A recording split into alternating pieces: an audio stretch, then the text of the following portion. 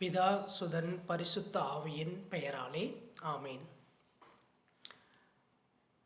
அன்பிற்குரிய சகோதர சகோதரிகளே, தவக்காலத்தினுடைய முதல் ஞாயிற்றுக்கிழமையினை நாம் சிறப்பித்து கொண்டிருக்கின்றோம்.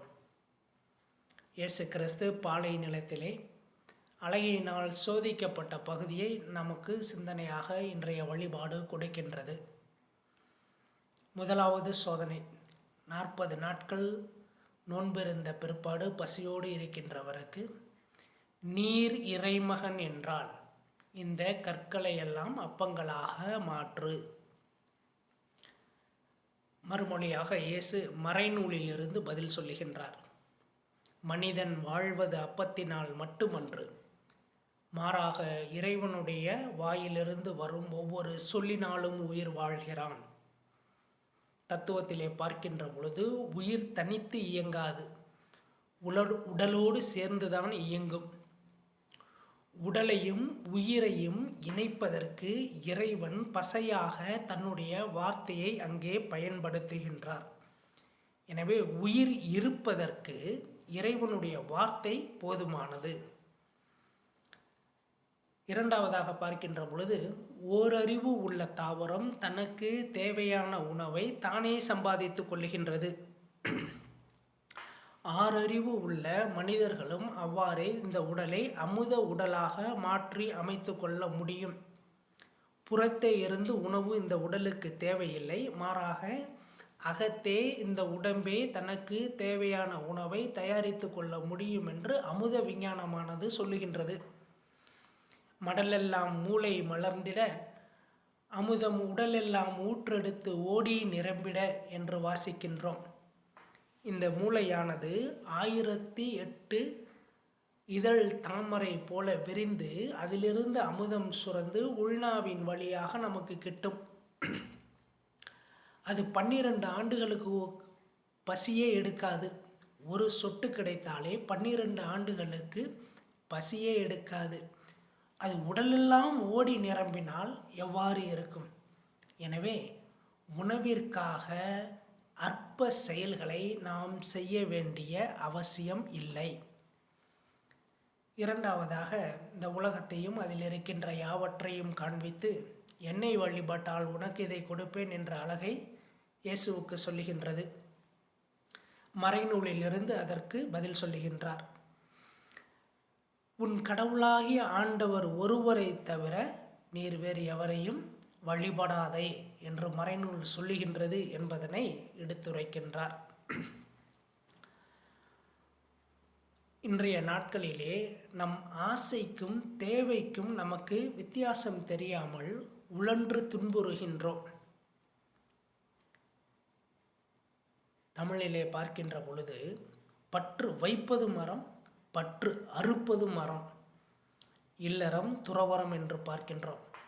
இல்லறம் பற்று வைப்பது, துறவரம் பற்று அறுப்பது. அதனால்தான் திருக்குறளிலே பார்க்கின்ற பொழுது, அறத்துப்பாலிலே துறவுறவியலிலே பார்க்கின்ற பொழுது 36வது அதிகாரம் மெய்யுணர்தல், துறவரத்தில் மெய்யுணர்தல், இறைவனை உணர்தல். 37வது அதிகாரம் அங்கே என்ன கொடுக்குது? அவா அறுத்தல், ஆசையை அறுக்கணும் அப்படிங்கிறத தான் அவர் தெளிவாக அங்கே சுட்டி காட்டுகின்றார். அதிலும் 370வது குறளில் பார்த்தோம்னா, ஆறா இயற்கை அவா நீ பின் அந்நிலையே பேரா இயற்கை தரும் என்று அங்கே எழுதியிருக்கின்றார். இந்த ஆசையை அறுத்தவங்களுக்கு தான் பேரின்பமானது கிட்டும் என்பதனை சொல்லுகின்றார். எனவே அழிவுக்குரியவற்றில் ஆசை கொள்வதை விட அழிவுறாத ஒரு பொருள் இறைவன் மீது ஆசை கொள்ள வேண்டும் என்கின்ற ஒரு உயர்வான எண்ணத்தை, அறிவை நாம் வளர்த்து கொள்ள வேண்டும். மூன்றாவதாக பார்க்கின்ற பொழுது, சாத்தான் மிகவும் அறிவுபூர்வமாக மறைநூலிலிருந்தே சொல்லுகின்றது. சங்கீதம் 91, கோபுரத்திலிருந்து கீழே குதி, உன்னுடைய கால் தரையில் மோதாதவாறு தன்னுடைய தூதர்களை வைத்து அவர் காத்துக்கொள்வார். உன் கடவுளாகிய ஆண்டவரை சோதிக்காதே என்றும் மறைநூலில் எழுதப்பட்டு இருக்கின்றது என்பதனை இயேசு அங்கே எடுத்துரைக்கின்றார். இதில் மிகவும் முக்கியமான ஒன்று, இயேசு அழகை கேட்ட கேள்விக்கு நேரடியாக பதில் சொல்லவில்லை. இரண்டாவது, அழகை எதிர்பார்த்த செயலை செய்யவில்லை. ஏன் செய்யவில்லை? மறைநூலை கற்று தெளிந்த ஒரு ஞானியாக லூக்கா இயேசு கிறிஸ்துவை நமக்கு இங்கே காட்டுகின்றார். மறைநூலை படித்தாவே நம்மக்கிட்ட இருக்கிற நிறையா பிரச்சனைகள் தீரும். எந்த சோதனையும் நம்மக்கிட்ட நெருங்க முடியாது. இருப்பினும் சோதனைகள் வரும். அது எப்படி அப்படின்னாக்க, இதே அறத்துப்பாலில் கடைசியாக சொல்கிறேன் பாருங்கள், ஊழ் அப்படின்னு ஒன்று எழுதியிருக்காரு. எவ்வளவு அறத்தோடு நாம் நடந்தாலும் தர்மத்தோடு நடந்தாலும் ஊழ் என்பது இருக்குது அப்படிங்கிறத சொல்கிறார். அதை குறித்து நாம் பயப்பட தேவையில்லை.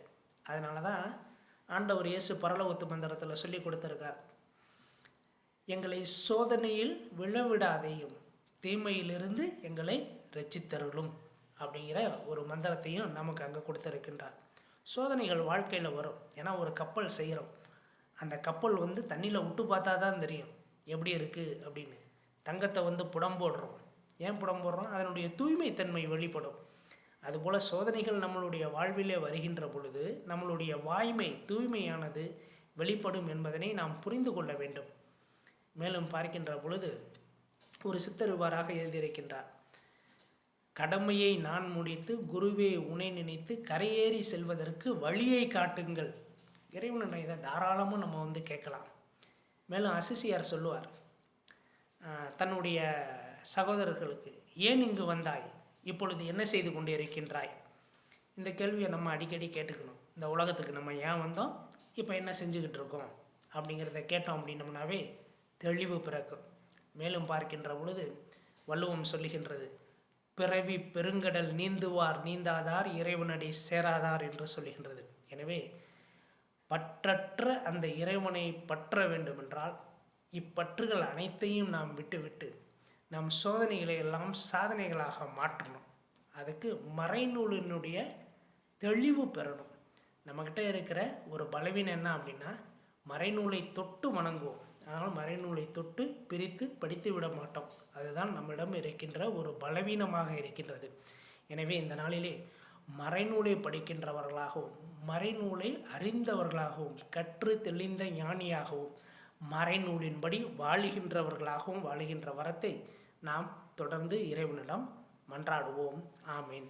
பிதா சுதன் பரிசுத்த ஆவியின் பெயராலே ஆமீன்.